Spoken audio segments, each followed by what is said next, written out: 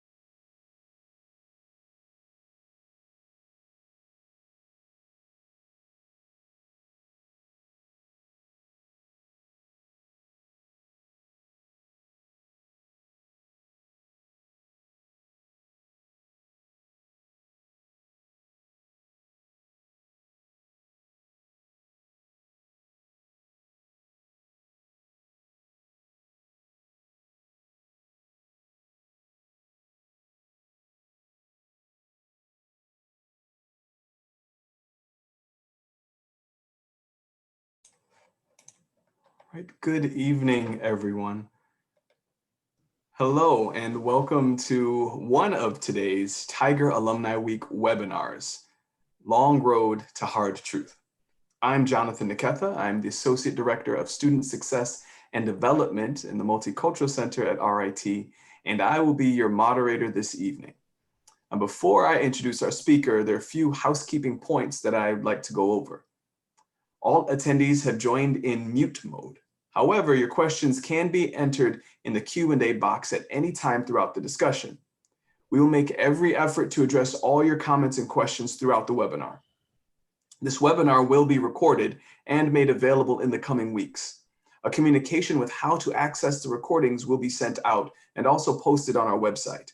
If you have any technical questions, please feel free to type those into the chat box as well, and we will do our best to get you the appropriate answers. We would like to thank our premier sponsor, Sharp Notions, as well as our Tiger sponsor, Rochester Regional Health, for helping make this week's programming possible. We would also like to thank our Access Services teams for helping us make this webinar accessible for all our alumni.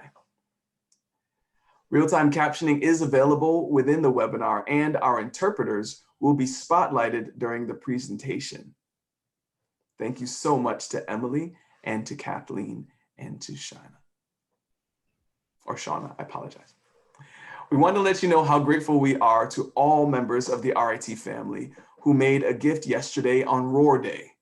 These gifts have a direct and immediate impact on our students. And if you haven't made your gift yet, there is still time. By visiting rit.edu/roar, your gift will be counted towards the Roar Day total. You'll see right there in the chat box, there's additional information. Now, on to our session. We are pleased to welcome back Judge Robert Wilkins, who will present The Long Road to Hard Truth. Robert Wilkins is a judge on the United States Court of Appeals for the District of Columbia Circuit. He served as chairman of the Site and Building Committee of the Presidential Commission that Congress established to plan the National Museum of African American History and Culture. Prior to becoming a judge, he was an attorney with the Public Defender Service for the District of Columbia and a partner in a large private law firm. He is a graduate of Rose-Hulman Institute of Technology and Harvard Law School. Judge Wilkins, thank you so much for joining us, and the audience is all yours. Well, thank you, Jonathan. It's quite the pleasure to be here, and thank you to the entire RIT family. I'm a proud RIT parent, And so it's a pleasure for me to take part in this Tiger Alumni Week event. I'm going to share this afternoon um, a story of the quest for full citizenship by African Americans. And I'm going to talk about it in the context of the quest to build the National Museum of African American History, but I'm also going to talk about it from a personal perspective. And so I'm going to use a slideshow to help me tell this story. And so I'm going to share that with everyone now. So let's just jump right in. This is a summary of my book, The Long Road to Hard Truth, which tells the story of the 100-year mission to create the National Museum of African American History and Culture. And I'll get into the significance of those images on the cover in just a moment. But let's talk about the story of how that museum came to be. To actually understand the motivation for creating the museum, you have to go back further than 100 years, more like 150 years, to the end of the Civil War. In this image that you see is a picture from the Grand Review of the Armies, which was essentially a victory parade for the Union Army that was conducted in the nation's capital after the Confederacy surrendered. And so you see here soldiers marching down Pennsylvania Avenue. You see the US Capitol building in the background. And they marched down Pennsylvania Avenue to be greeted by President Andrew Johnson and dignitaries and tens of thousands of spectators over the course of 2 days. And it went on for 6 or 7 hours each day for 2 days, with about 150,000 or more soldiers participating in the march. But there was one glaring omission. There were no African American soldiers that took part in the Grand Review. And they were excluded, and so they decided to have their own Grand Review. In this image here you see is from a historical marker in Harrisburg, Pennsylvania, where they had the US Colored Troops Grand Review in the fall of 1865, since they were excluded from the main Grand Review that took place towards the end of May. You might ask yourself, why is it that African American troops combat troops would have been excluded from the Grand Review, since there were 180,000 of them who participated? They fought and died like everyone else. They served gallantly. And some even believe that they helped turn the tide of the war in favor of the Union. Well, I think that one clue as to why they were excluded can be seen in this battle flag that you see. That is the battle flag of the 24th Regiment of the US Colored Troops. And it's hard to make out what the banner says across the top of the battle flag, but what it says is, "Let soldiers in war be citizens in peace." And that is because these Black soldiers were fighting not just to preserve the Union, but to transform the constitutional and legal political system of the United States to one that recognized Black people as citizens, with all of the rights that citizens have. That was certainly what these Black soldiers wanted and what the Black community wanted. But even among the whites that were part of the Union Army effort and in the Union states, that was a controversial proposition, in that there were many who did not believe that African Americans were either fit for citizenship or that the country was really ready to accept them as citizens yet. And of course, we saw that after the Civil War, there was a Reconstruction effort and a backlash to the Reconstruction effort and Jim Crow segregation and all of those things that continue to place African Americans in a second-class citizenship status. So let's fast forward 50 years after the end of the Civil War to 1915. And here, this image is from the New York Times announcing that to celebrate the 50th anniversary of the end of the Civil War, there was going to be a repeat of the Grand Review, and that they were going to invite Union Army veterans to come to Washington from all over the country to participate in this reenactment of the Grand Review. There was one catch, and the catch was that as far as the African American veterans go, they were invited to participate, which was good, but they were told in no uncertain terms that everything was going to be segregated in basically consistent with the Jim Crow system of segregation that existed at that time. So the black soldiers who were coming were going to have separate balls and banquets and tours and all of those sorts of things. And so a committee of African Americans that was called the Colored Citizens Committee organized themselves to do all of that so that the Black veterans who came would be have a place to stay and would be properly entertained during this reenactment of the Grand Review. And here is an image from that reenactment of the Grand Review in 1915. There were much fewer who participated. I think the number was probably around 20,000. And the men were old. Some of them were on canes. Some of them were unable to walk the entire journey and had to make it either on horseback or in cars, etc. So, and this is the Grand Review reenactment passing by then President Woodrow Wilson and other dignitaries there in the presidential reviewing stand.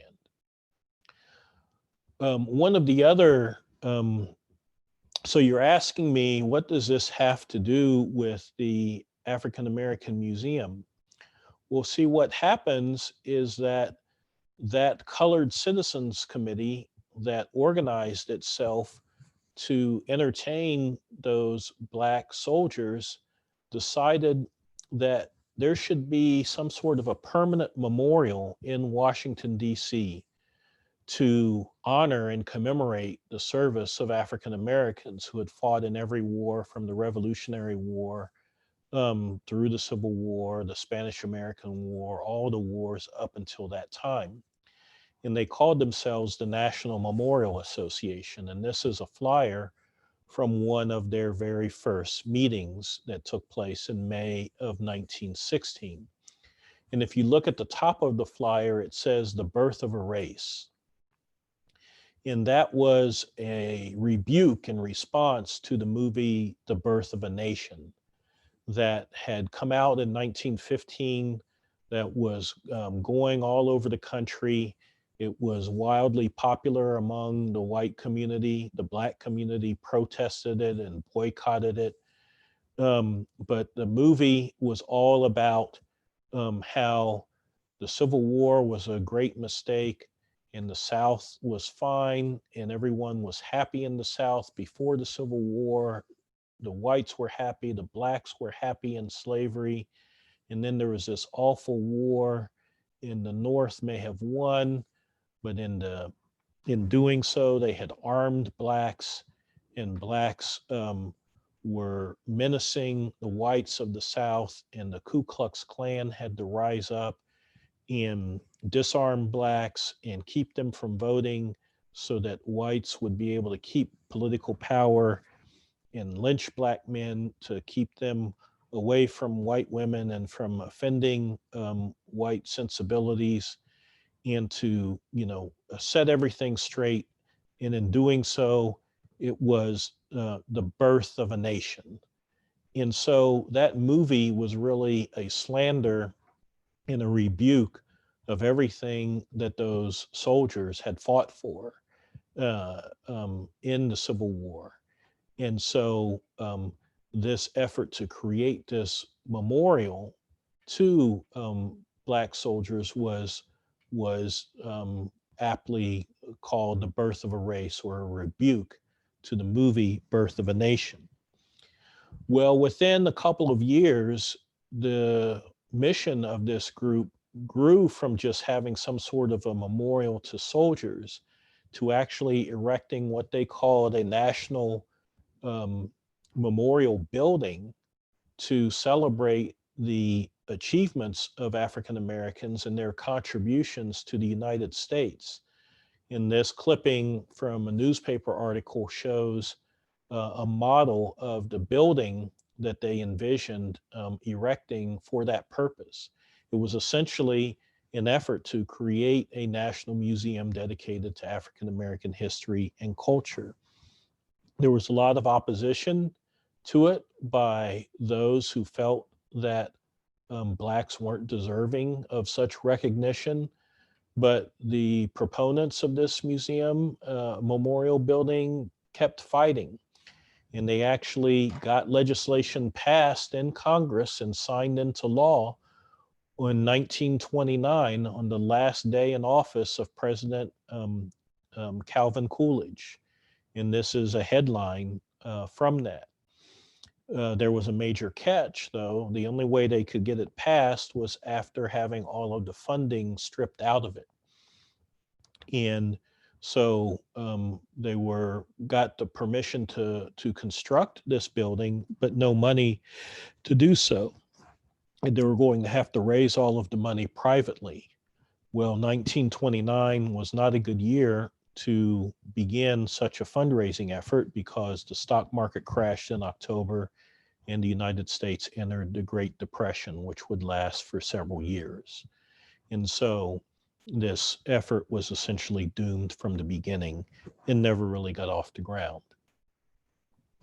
So let's fast forward to 1968, and the effort was revived and bills were introduced in Congress to create some sort of a national museum or national institute to study African American history and culture.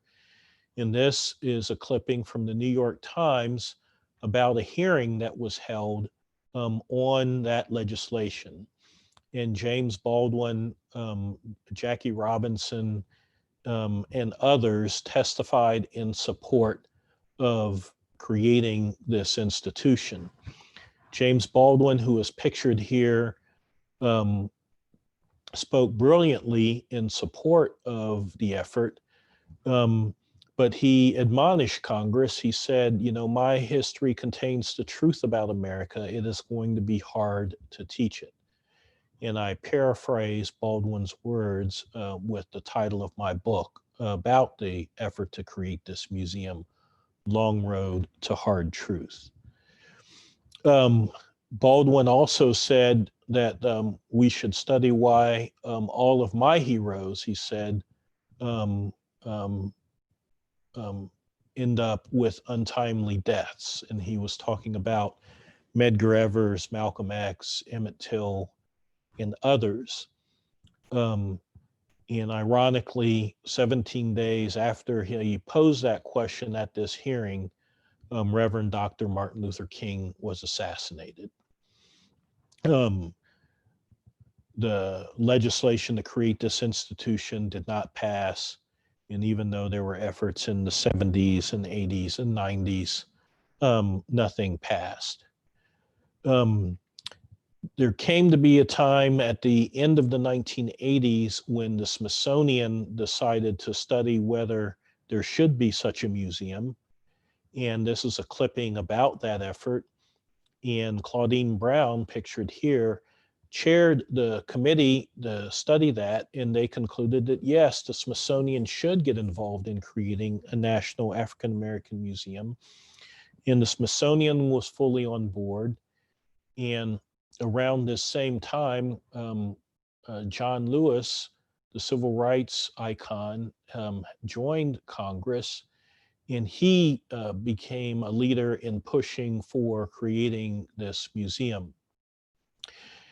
And this is Congressman Lewis at a press conference in May of 2001.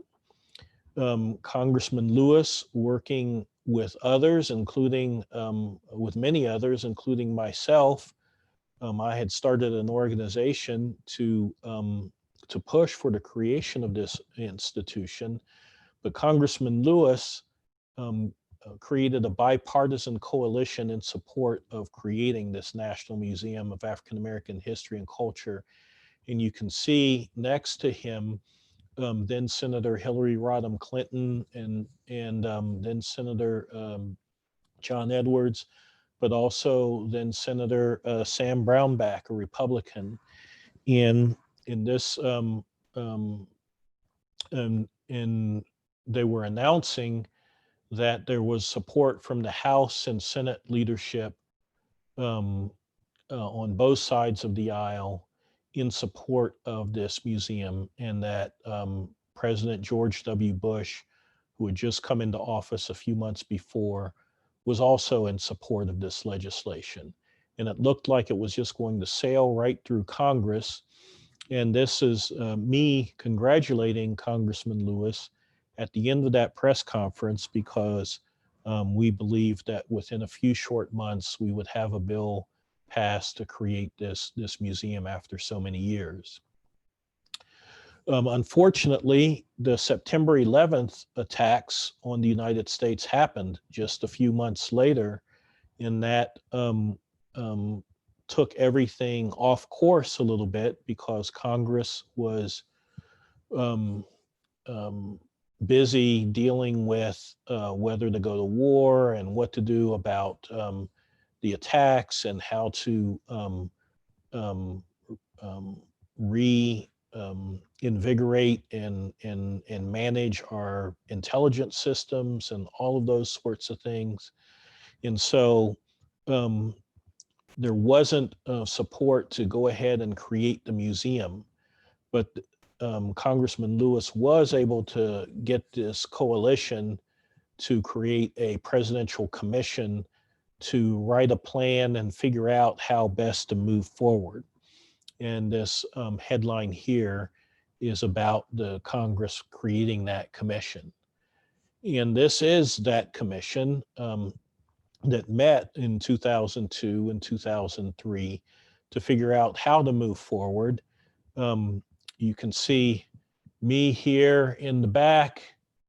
You might recognize Cicely Tyson, the actress here, and Hank Aaron, the home run king here, but was a fabulous group of people who were in business and who were museum professionals and who were philanthropists and scholars. And we came together and wrote a plan that we submitted to Congress, and it got turned into legislation that Congress passed overwhelmingly with overwhelming support. I think the vote was 408 to 9 in the House of Representatives, and it passed unanimously in the Senate. And this is President George W. Bush signing the bill to create the African American Museum. He's signing the bill into law in the Oval Office, and there's John Lewis next to him. And I was fortunate enough to be able to stand behind President Bush as he signed that bill into law. And of course, you know that 13 years after that bill was signed into law in 2003, the museum opened in September of 2016. And this is the beautiful museum and day of its dedication. And President Bush was no longer in office. By this time, President Barack Obama had taken office. And you see the dais there with President and Mrs. Bush on the dais, along with Mrs. Obama and Congressman Lewis and the founding director of the museum, Lonnie Bunch. This is a wonderful picture of President Obama embracing Congressman Lewis after Congressman Lewis's remarks about the museum. And I think that the museum is really the culmination of so much of the work of Congressman Lewis. He worked so much for civil rights, and then particularly for voting rights. And that led to the really the election of President Obama.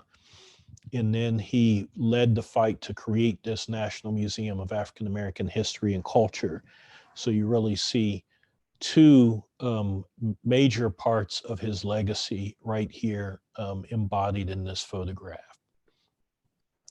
I want to go back for a moment to this picture of the inauguration of President Obama in 2009, after he was first elected. And this is his inauguration parade down Pennsylvania Avenue. And I want you to think back for a moment to the fact that the first parade that I showed you was one where the Grand Review of the Armies, where they didn't even invite Black soldiers to participate in the parade. And then the second one, 50 years later, the Black soldiers were invited, but they were second-class citizens, and everything was segregated, and they were excluded from the main events. But yet here, you have a parade down Pennsylvania Avenue, and the star of the parade, of course, is the President of the United States, who is an African American. And so I think in those three parades, you see the progress of the country and the change of the country over the years. This image I love. It's at the conclusion of the dedication ceremony for the museum.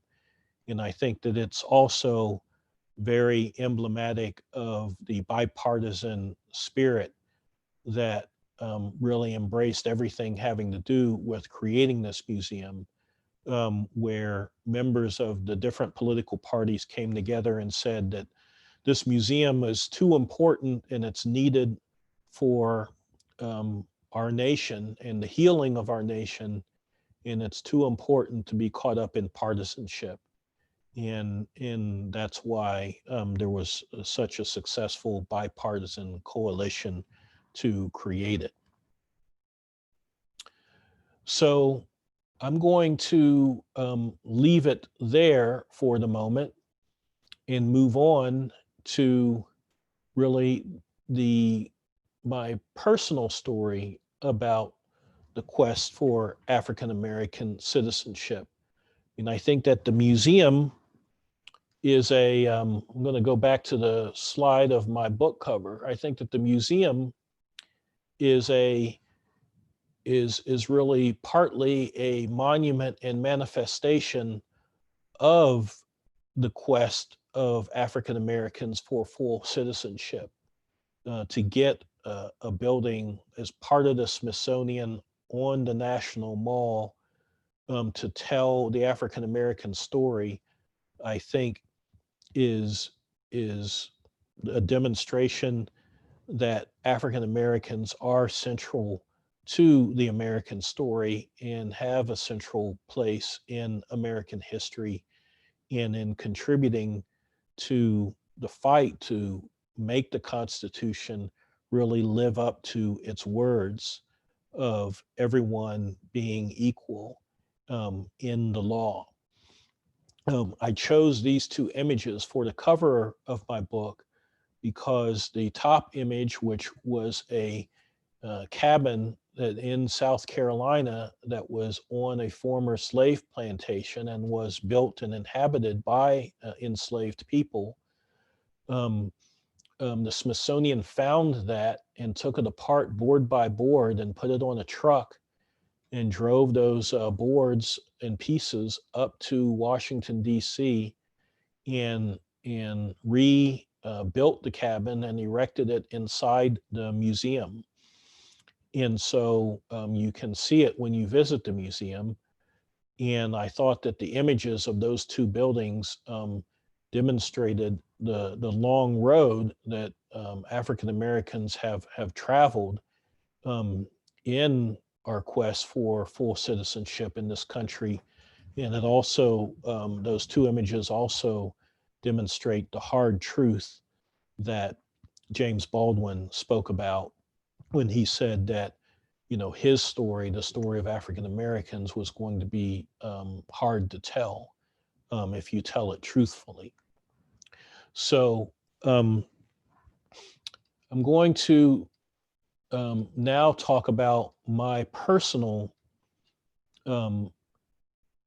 quest to understand my family's journey towards full citizenship.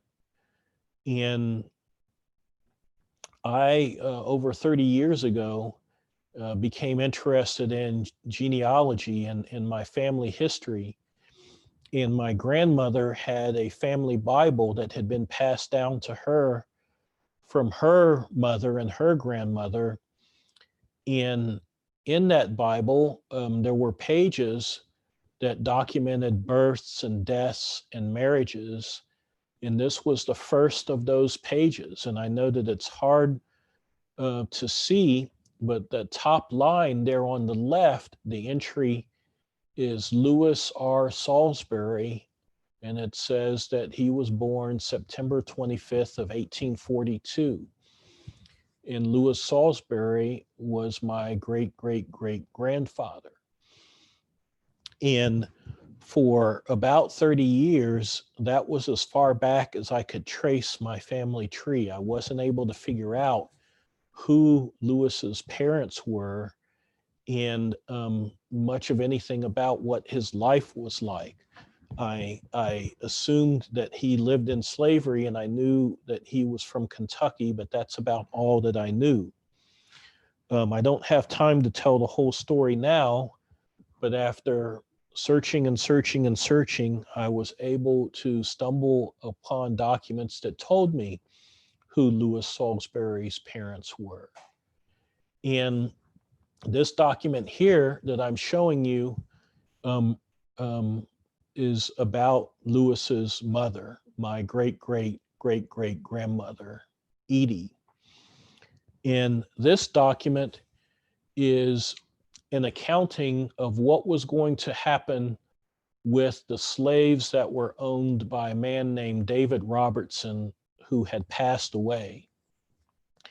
And so this document is saying that the slaves of David Robertson were going to be divided up among his heirs as set forth on this piece of paper.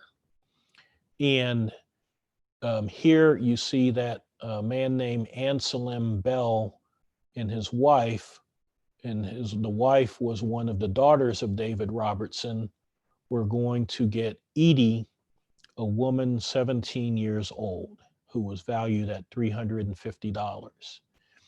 And this document is written in around 1829.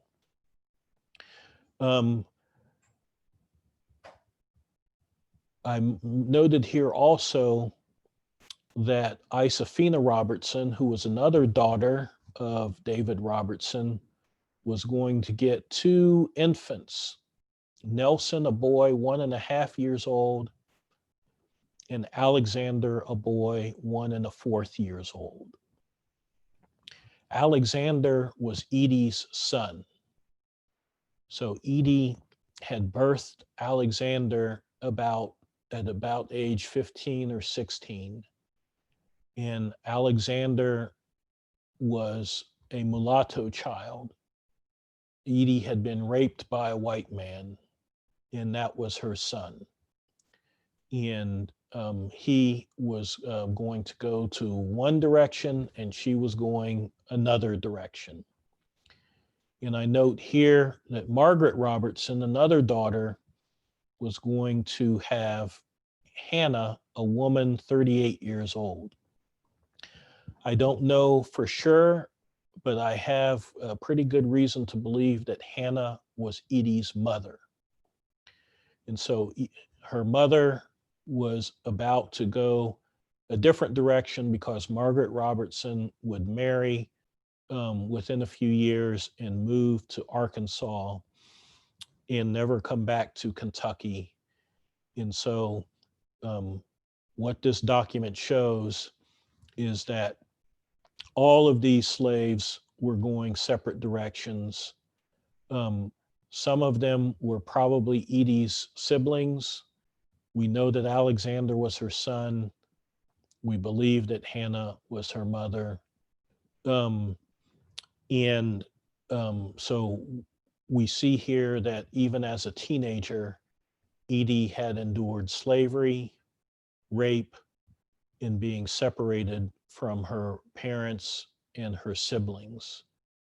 And that was the life that she inherited in America, where she was not regarded as a citizen. She was regarded as property, and property that a white man could do whatever he wanted with, essentially. So Edie is about 17 years old when this happens. I'm going to fast forward to this document, and it is a will written by a man named Thomas Salisbury. Thomas Salisbury was actually the person that this document here was written for, because Thomas Salisbury was David Robertson's brother-in-law, and he was the executor of David Robertson's estate. So it was his job to help figure out what would happen with all of David Robertson's property and all of his slaves. And as it happens, Edie went to this man, Anselm Bell, but Bell owed Thomas Salisbury money. So within a couple of years, to pay off his debt to Thomas Salisbury, Edie was given to Thomas Salisbury because she was the collateral for this debt that Anselm Bell had. And so by 1830, Edie was owned by Thomas Salisbury. Thomas Salisbury allowed Edie to marry, and she married a man named David, who was enslaved and owned by a neighboring family. And Edie and David had about 12 children together. There were 2 or 3 sets of twins in there. But over the course of the next 10 to 15 years, they had those 12 children. And Thomas Salisbury, and all of those children were owned by Thomas Salisbury because he owned Edie. Thomas Salisbury owned about 6 or 7 other slaves, so he owned close to 20 slaves total, and he had to decide what would happen with them after he died. And Thomas Salisbury and he and his wife did not have any children. Thomas Salisbury may have fathered 1 or 2 children with one of his other female slaves, but he and his wife didn't have any children, and thus he had no heirs.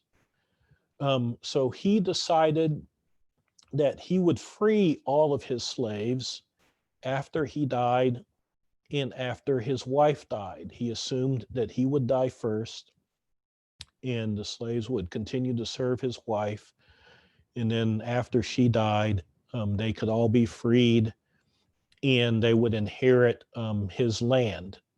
And he owned about 550 acres of land in Kentucky. And so this is his will setting forth all of that. One thing about his will was that he says that he had previously written a will, and he says in that prior version he was freed all of his slaves basically immediately after the decease of himself and his wife. After they were both deceased, they would be freed immediately. But he wrote that he had second thoughts about whether down here, whether this was the wisest provision for my young slaves.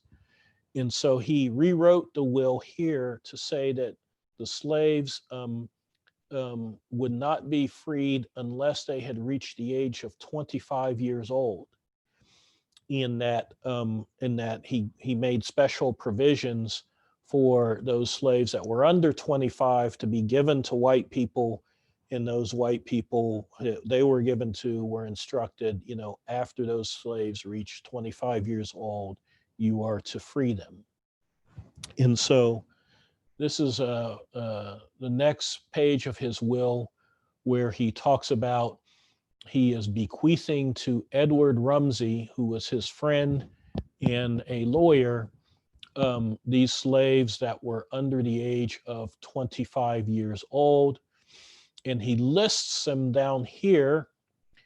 And one of them that he lists is Lewis Richard, born September 25th, 1842. Well, remember that date? That's the same date that was in the Bible that my grandmother gave me, that was passed down to her. So that is pretty definitive proof that the Lewis Richard Salisbury, that was my great-great-great-grandfather, is the same person that is mentioned here in Thomas Salisbury's will. And he was one of the many children of Edie Salisbury and her husband, David. And so this will was written in 1844. 4 years later, Thomas Salisbury dies in 1848, and his wife dies in 1860. And so you might be thinking, okay, great. Now Edie and her children, at least those that are over the age of 25, can be free and they can inherit this land. And then those that when they reach the age of 25 will be freed. But there was a big problem. And the problem was that the state of Kentucky amended its constitution in 1850, and they amended it in a way to make it harder for free blacks to either come to the state or remain in the state, because the whites did not want free black people in the state of Kentucky. And so what they did was they changed their constitution to say that a white man could free his slaves if he wanted, but the only way that they would be emancipated would be if they left the state. They had to go in exile. And if they remained in the state, the Constitution said that that would be a felony, and they would essentially be prosecuted and re-enslaved and sold off into slavery. And if they left the state and come back, same thing. They would be guilty of a felony and could be enslaved or re-enslaved. And so Edie now in 1860 has this dilemma in that this will says that she was to be freed, but the Constitution says that the only way that that can happen is for her to leave Kentucky. And she had a decision what to do. If she left the state, she would have to leave with 12 kids, and where was she going to take them? Indiana and Illinois, which were the two states due north of where Edie was in western Kentucky, a city called Greenville, didn't want free blacks there either. They had amended their state constitutions around 1851 to make it a felony for blacks to come into their states. And so the same thing would happen there. You go into Indiana, you go into Illinois, you would be prosecuted if you were a black person, and then you could be sold into slavery. So she couldn't go north. The other states in the South were not going to be hospitable. She could maybe try to get to Canada, or maybe a more hospitable part of the United States out west, or in some place like Ohio. But then if she did that, where was she going to get the resources to do that? And how is she going to do that? And is she going to do that and leave her husband behind? Because David was still enslaved and was not freed by Thomas Salisbury's will, because recall, he was owned by a neighboring family. So Edie had lots of difficult choices to make, but you know what she did? She decided to hire a lawyer and to sue. And she sued and she said, I want three things. I want to be able to stay in Kentucky, I want to be free, and I want to inherit my share of this land that Thomas Salisbury owned. And she said, he wrote his will in 1844. He died in 1848, and it was published in court at that time. And you changed your constitution in 1850 after that. And so that shouldn't apply to me. I should be grandfathered, so to speak. And so I should be allowed to be free. And I went to the Kentucky State Archives, and in this box, and right here where this bookmark is Edie's lawsuit. That's the actual lawsuit that she filed. And this is a scanned picture of it, of the page unfolded. And you see in Muhlenberg County Circuit Court, it was filed a petition in equity. And it was filed by E.W. Martin, who is the administrator of the estate of Thomas Salisbury, who is deceased. And the first plaintiff's name there is Edie, my great, great, great, great grandmother. And these are a list of her various children. Note that she named one of her children Hannah, which is a clue that the Hannah that we spoke about earlier was likely her mother, and that she named her daughter after her mother. But you see that Lewis Richard is also listed as one of the parties of the lawsuit, my great, great, great grandfather. So she files this lawsuit in 1848. I'm sorry, in 1860. In 1862, in the middle of the Civil War, she gets this order, and this is a copy of the court order in this case, and she wins. The judge says that he adjudges and orders and decrees that the slaves in the petition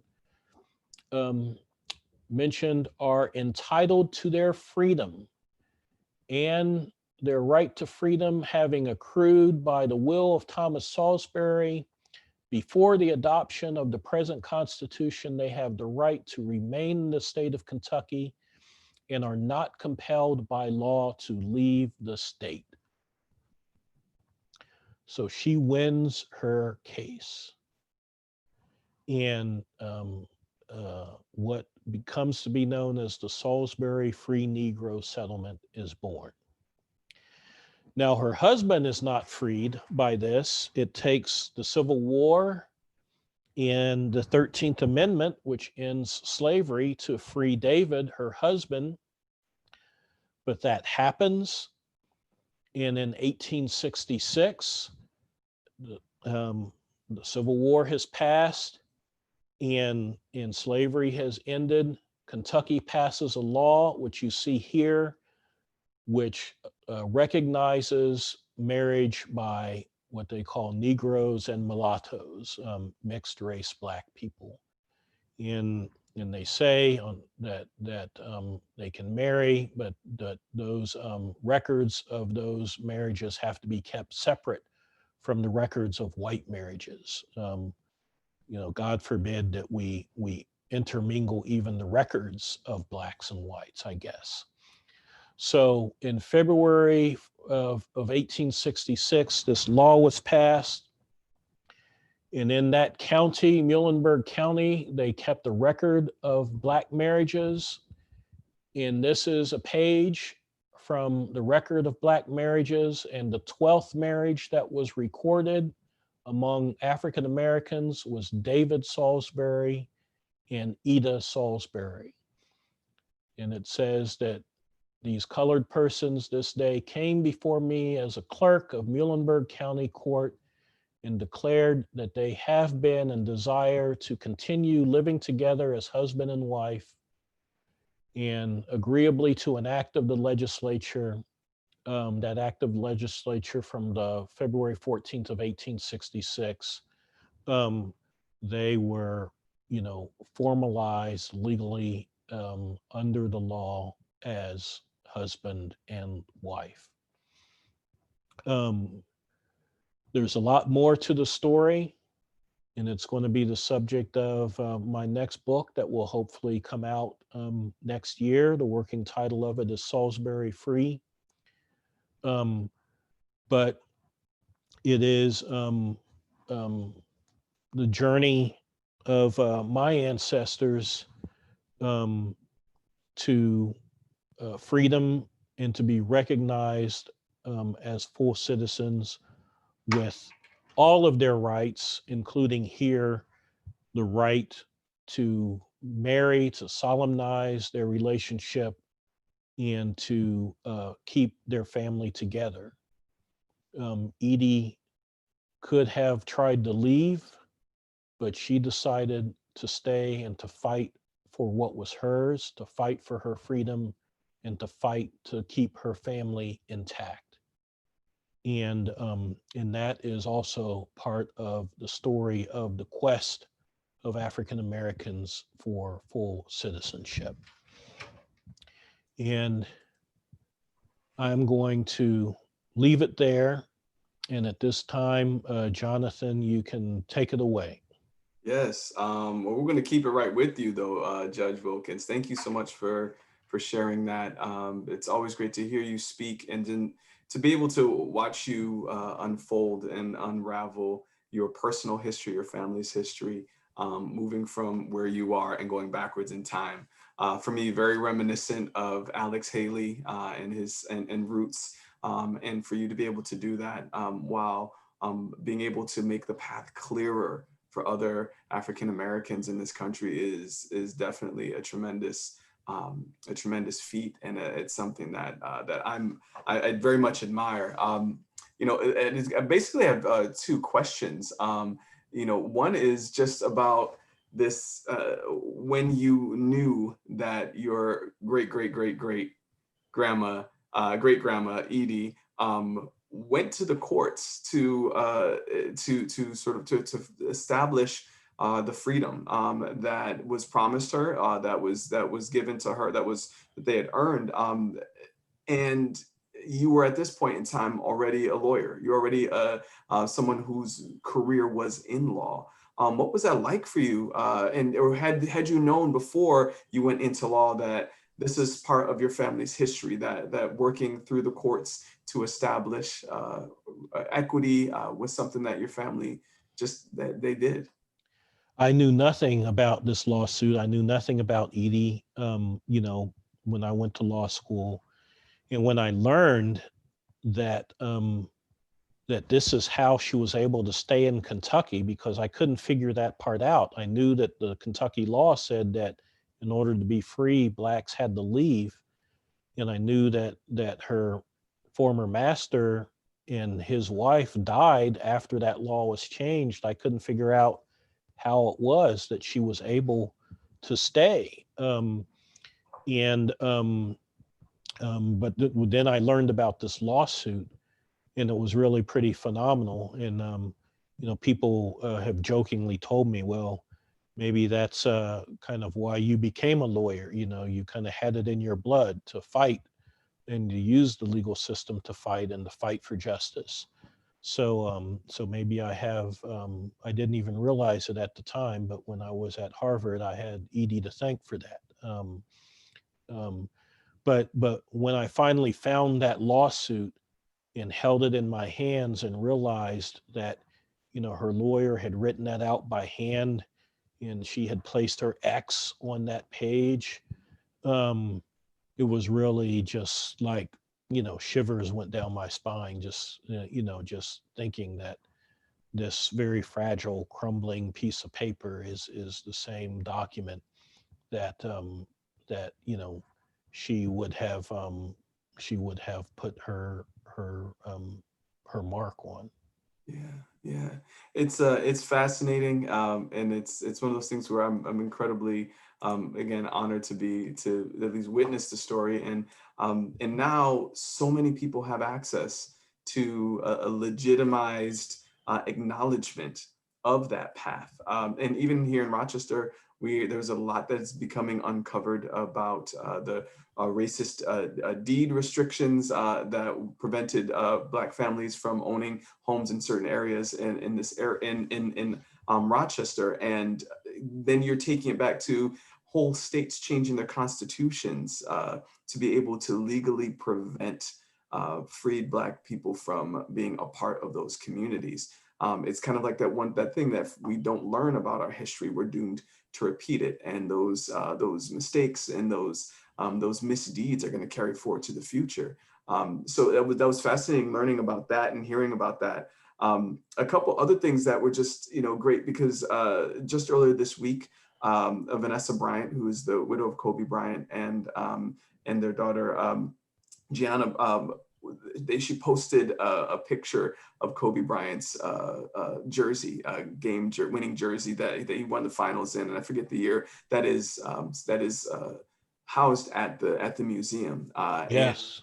To hear so many people finding a path to sharing, and what's fascinating is that so much of African American history is still being written, and it's in this case right now that Kobe Bryant is someone we all are connected to at some point in our lives, is contributing to this story, and it I love the fact that it allows everyone to see what they can then contribute to this path and to the story. When you think about the museum itself, in addition to the bipartisan nature, I agree, those photos, those images were amazing. But in addition to that bipartisan nature, what do you feel is the single greatest legacy of that museum and of the efforts that you spearheaded, that you didn't let go of, and that you continue to push forward to make that museum a reality? What do you think is probably the greatest takeaway and the greatest legacy?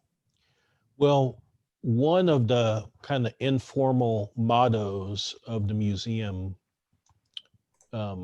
is a people's story, a nation's journey. Mhm. Um, and I think that it really sums up what the museum's legacy is and will hopefully continue to be. It is using the African American story to help us understand better the American journey.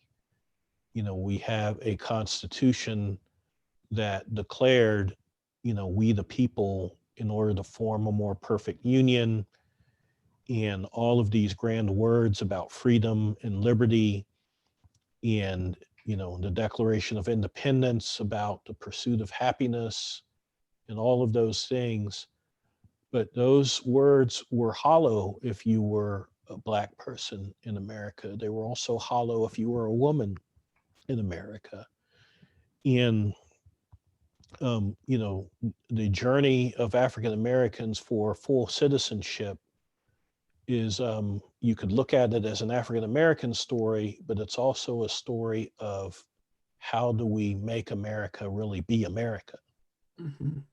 You know, how did we get this country to actually live up to those ideals that it said that it stood for, but that it really initially um, had this very narrow vision of who should be included in we the people. Um, and so I think that to the extent that the museum helps us understand that, that's its most important legacy, because it really is helping us to understand how America um, really became America. And I think that we're still becoming. Yeah, incredibly powerful that we're still becoming America. Absolutely I love that sentiment.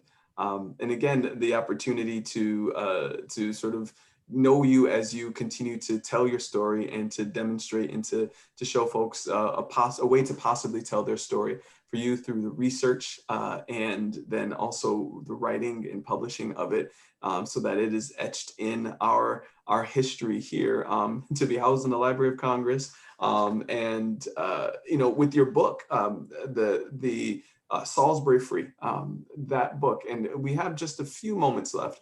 I do want to invite anyone in the audience to use the question and answer if you have any questions that you'd like to ask Judge Wilkins.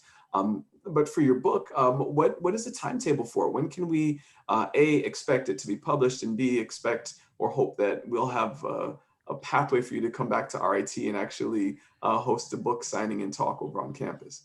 Well, that's a great question. I'm way behind schedule in my writing, but my hope is to, have it published before the end of next year. And and you know whether it can happen by this time next year, and me be able to talk about it at next Tiger Alumni Week, I'm not sure. I would love that, but my definite hope is to have it published next year. Um, it's going to be the story of Edie's life and how the legal system impacted her and how she used it to fight for her freedom, and then how each generation after her was impacted by a major court case that happened where they lived.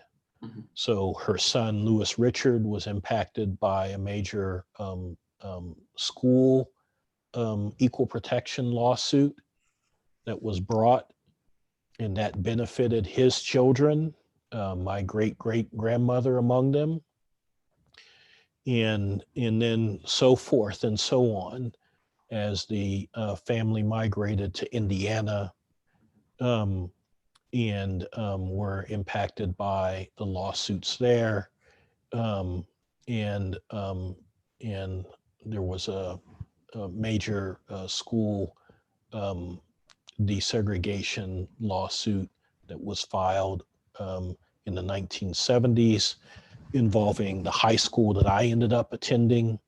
And so that impacted my life. Later, as a young man, I filed a lawsuit against the Maryland State Police after me and my family were racially profiled and searched by state troopers because of our race. And we were able to prove that by documents that we obtained in the lawsuit. And so I'm just going to basically kind of talk about how the law impacted each generation of my family up until the present, and how ironically, now I am sitting as a federal judge on the Court of Appeals in interpreting that Constitution and the laws. And so, we've come a long way from Edie, who wasn't considered a person, who wasn't considered a citizen, who had to fight and scrape just for the right to remain in, her home state, to now me being appointed by that first Black president, President Obama, to the federal courts, and to be one to try to make sure that the Constitution does protect everyone as it should. So, we've come a long way. Not that we have completely arrived, but we've come a long way. And so hopefully Salisbury Free will tell a story of that journey from kind of my family's perspective. Yes, that's beautiful. And as you were sharing your story, reminded me of Thurgood Marshall and a lot of the fighting that he used to do, and when he decided to fight in a different way, and even just the timeline of Edie fighting before the Civil War. I mean, fighting to the point where, in a way that she knew she could win, and understanding that that fight is such an important one. There are it's a number of fights that are happening in our community here in Rochester and across the country, and folks are trying to find their voice. And I do hope that many more African American children and youth start to look at the legal profession, the court, and the law as another way to fight, to ensure freedom, to ensure acknowledgement, and also validation for the place that we have in America and as a part of America. And tremendous thanks to you for sharing the way that that embodiment rests in you and on your shoulders. There's a lot that we can continue to learn. I look forward to continuing to learn from you. And I want to just thank you for sharing your expertise, your story, your passions, and your family history with us and with all of our RIT alumni and friends today. I also want to thank everyone else at home for joining us. We appreciate you being here with us, as well as our interpreters and our closed captionists. As I mentioned before, we will send out information on how to access the recording in the near future.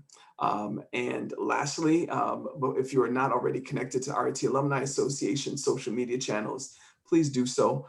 Those are going to be posted in the chat box for you to click on and join and follow. But before we do that, please join me in thanking Judge Wilkins for spending time with us this evening and for sharing that promise and of what America is and where we're headed. Thank you so much, Judge. And I definitely look forward to that book in the next year, in a year and a half or so. So well, thank you, Jonathan. It was a pleasure to be with you, and thanks to all of you who joined in. And I look forward to chatting with you again when the book is done. No rush on my end. I imagine you're quite busy. But thank you all. And again, thank you to everyone and our entire alumni base and those from behind the scenes, such as Victor Santiago. Thank you for making this a possibility. And again, thank you, everyone, and enjoy the rest of Tiger Alumni Week. Wonderful. Thank you all. Take care. Bye-bye.